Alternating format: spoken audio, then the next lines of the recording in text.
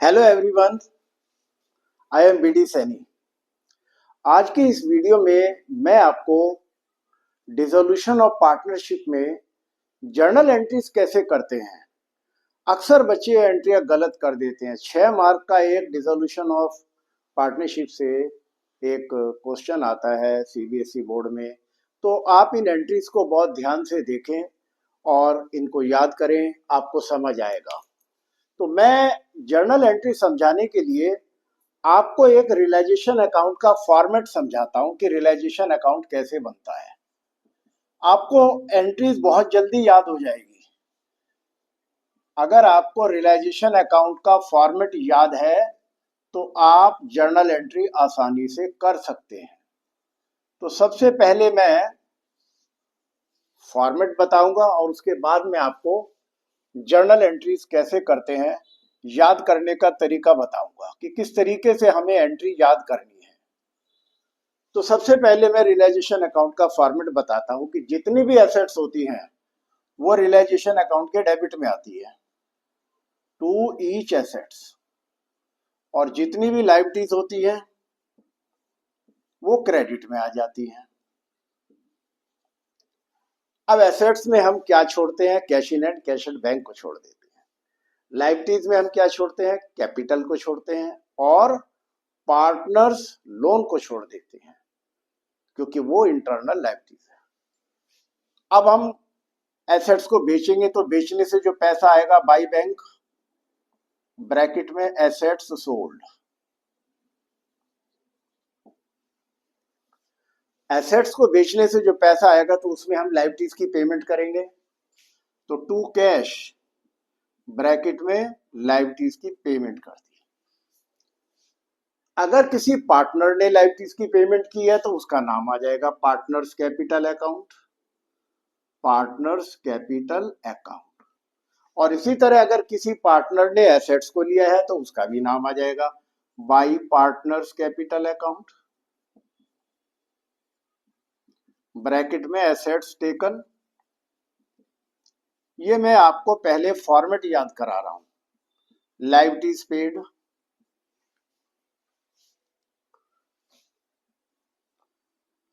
अब क्वेश्चन में dissolution expenses हैं। अगर डिसोल्यूशन एक्सपेंसेस फर्म ने पे किए हैं तो टू कैश या बैंक लिखेंगे, ब्रैकेट में एक्सपेंसेस। और अगर किसी पार्टनर ने एक्सपेंसेस पे किए हैं तो टू पार्टनर्स कैपिटल। और फिर डेबिट साइड में प्रॉफिट आ जाता है, क्रेडिट में लॉस आता है। ये हम एक छोटा सा फॉर्मेट आपको बता रहे हैं। मान लिया दो पार्टनर है एक्स और वाई, तो उनमें ये प्रॉफिट हम बांट कर दिखाएंगे। इसी तरह एक्स और वाई अगर है लॉस तो हम लॉस को भी बांट कर दिखाते हैं। ये हमारा एक रियलाइजेशन अकाउंट का फॉर्मेट है। अब जर्नल एंट्रीज कैसे याद करेंगे? मान लिया हमने एसेट्स को रियलाइजेशन में ट्रांसफर करना है तो एंट्री हो जाएगी realisation account debit to each assets. ये डेबिट वालों को टू ही लिखेंगे। तो पहला रूल बन गया, when assets transfer to realisation account. तो रियलाइजेशन को तो डेबिट करेंगे और जितनी भी ये डेबिट में एंट्रीज हैं इनको टू करके लिखेंगे। बहुत आसान है एंट्री याद करना। Realisation account debit, realisation account debit to each assets. जितनी भी एसेट्स होंगी सबको अलग अलग दिखा देते हैं। नरेशन लिखेंगे assets transfer to realisation account. ये हमारी पहली एंट्री हो गई। अब हम लायबिलिटीज को ट्रांसफर करेंगे तो लायबिलिटीज देखो क्रेडिट में दी हुई है, तो क्रेडिट वालों को जर्नल एंट्री करते हुए डेबिट कर देते हैं। तो एंट्री हो जाएगी दूसरी, when liabilities transfer to realisation. जब हम लायबिलिटीज को ट्रांसफर करेंगे तो लायबिलिटीज को डेबिट करेंगे, रियलाइजेशन को क्रेडिट करेंगे। Each liabilities debit, each liabilities debit और टू रियलाइजेशन अकाउंट। और नरेशन हो जाएगी liabilities transfer to realisation account.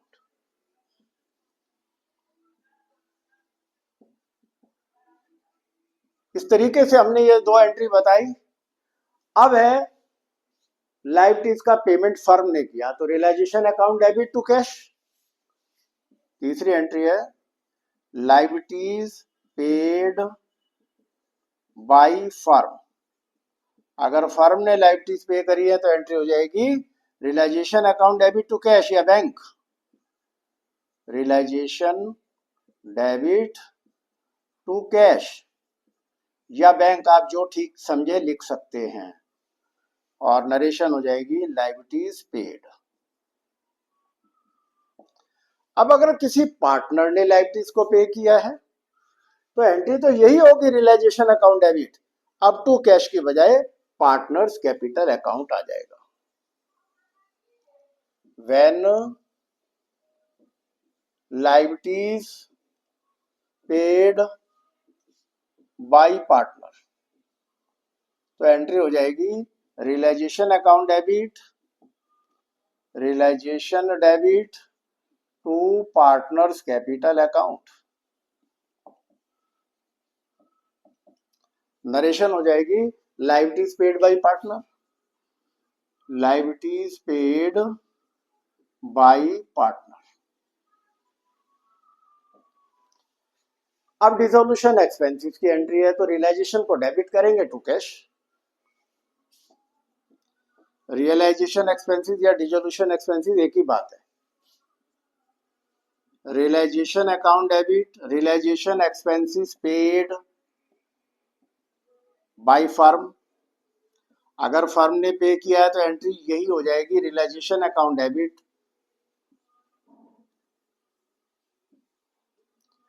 To cash या बैंक, आप जो ठीक समझे। एक्सपेंसेस पेड, तो ये फर्म ने पे किए, अगर पार्टनर ने पे किया है तो पार्टनर कैपिटल आ जाएगा। फिर यहां कैश नहीं आता, यहां पर पार्टनर्स कैपिटल आएगा क्योंकि पार्टनर ने पे किया है। फॉर्मेट में करेक्शन कर देता हूं, तो ये लायबिलिटीज पे करी है, ब्रैकेट में लायबिलिटीज पेड, पार्टनर ने पे करी है। तो जब लायबिलिटीज पार्टनर पे करेंगे तो realisation account debit to partners capital, यानी कि डेबिट वाले सब टू में ही आएंगे, ये याद रखना है। लायबिलिटीज पेड बाय पार्टनर, तो एंट्री हो जाएगी रियलाइजेशन अकाउंट डेबिट। बहुत आसान है एंट्री याद करना। और to partners capital account, to partners capital account, liabilities paid by partner. तो हमने ये लायबिलिटीज पेमेंट की भी एंट्री कर दी। अब प्रॉफिट की एंट्री कर देते हैं, तो 7 नंबर की एंट्री हम इस साइड में कर देते हैं।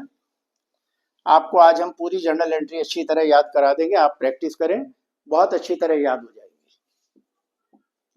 Realisation account, realisation account shows profit. अगर रियलाइजेशन अकाउंट में प्रॉफिट हुआ है तो एंट्री क्या हो जाएगी रियलाइजेशन अकाउंट डेबिट। भाई रियलाइजेशन को तो डेबिट करना ही है, रियलाइजेशन अकाउंट डेबिट और टू एक्स कैपिटल और टू वाइज कैपिटल। मान लिया दो पार्टनर हैं तो दोनों का नाम आ जाएगा या टू पार्टनर्स कैपिटल हो जाएगा। प्रॉफिट डिवाइडेड, प्रॉफिट डिवाइडेड, ये हमारी छठी एंट्री हो गई, सातवीं एंट्री हो गई। आठवीं एंट्री, मान लिया एसेट्स को बेचने से पैसा आया तो डेबिट व्हाट कम्स इन, क्या आया, पैसा आया, तो बैंक को डेबिट करेंगे, तो एंट्री हो जाएगी bank account debit when assets sold, when assets sold. अगर हमने एसेट्स बेची है तो क्या एंट्री हो जाएगी debit what comes in, bank account debit और टू रियलाइजेशन, और नरेशन हो जाएगी assets sold, assets sold.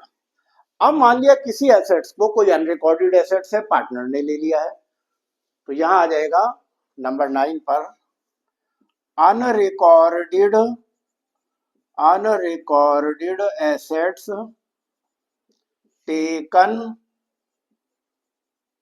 Bye partner, चाहे रिकॉर्डेड हो या रिकॉर्डेड हो, एक ही एंट्री होती है, partners capital account debit to realisation. ये बच्चों एंट्री याद कर लेना, पार्टनर्स कैपिटल डेबिट और टू रियलाइजेशन।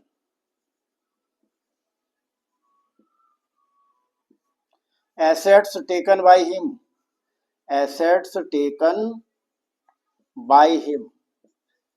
इस तरीके से हमने आपको ये जर्नल एंट्री बताई। अब एक लॉस की एंट्री रह गई है, तो नंबर 10 पर फिर हम एक एंट्री और बता देते हैं, क्योंकि आज की टॉपिक में हम आपको सारी जर्नल एंट्री और रियलाइजेशन अकाउंट का फॉर्मेट बताएंगे। नंबर 10, अब मान लिया कोई क्रेडिटर है, उसने फर्म से पैसा लेना है और उसने अपने पैसे के बदले में फर्म से कोई एसेट टेक ओवर कर ली, तो इसकी कोई एंट्री नहीं होती। यानी कि creditors took furniture ₹5,000 in full settlement of their dues। उन्होंने अपने ड्यूज के बदले में फर्म से फर्नीचर ले लिया और हिसाब बराबर कर दिया, तो इसकी कोई एंट्री नहीं होती। याद रखना बच्चों, आपको एग्जाम में नो एंट्री लिखकर आना पड़ेगा। अब एक एंट्री और है, realisation expenses borne by partner and paid by partner, इसकी भी नो एंट्री होती है। Realisation account, realisation expenses borne BORNE borne by partner and paid by partner। borne भी पार्टनर कर रहा है और पे भी पार्टनर कर रहा है, तो इसकी भी बच्चों याद रखना कोई एंट्री नहीं होती। और लास्ट एंट्री अब मैं बताता हूं लॉस की।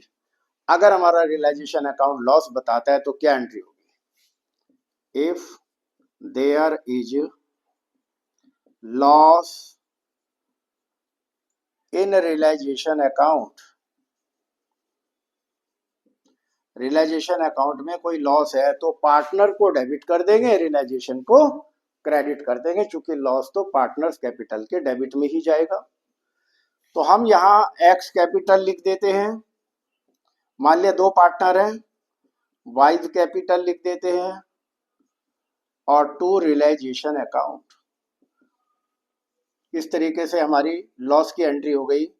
लॉस डेबिटेड, नरेशन जरूर लिखनी है बच्चों, loss debited to their capital account.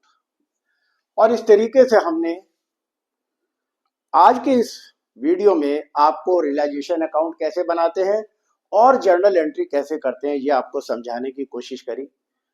मुझे उम्मीद है आपको ये एंट्री समझ आई होंगी। आप इनको बार बार मेरी वीडियो को देखें, आपको बात समझ आएगी।